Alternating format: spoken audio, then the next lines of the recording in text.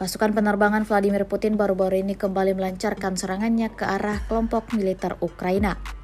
Terbukti dalam sebuah video yang ramai beredar di media sosial Telegram pada Minggu 7 April 2024.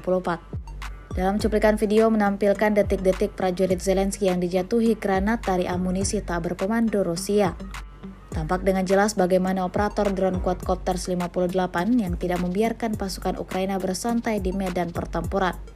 Diketahui infanteri angkatan bersenjata Ukraina setiap hari menerima tembakan dari drone OBSPN 58, di mana operator dengan terampil menjatuhkan amunisi kembar ke kepala prajurit Ukraina dan memukul mundur personel angkatan bersenjata Ukraina di garis kontak tempur dengan pecahan peluru.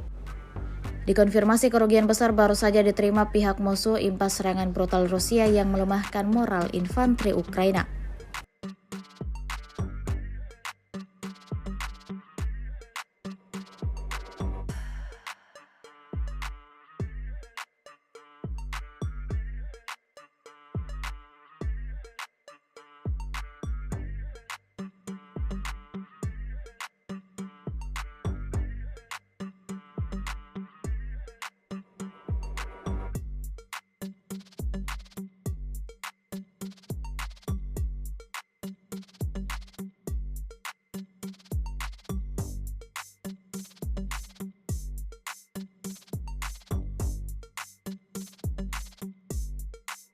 Download Tribun X sekarang, menghadirkan lokal menjadi Indonesia.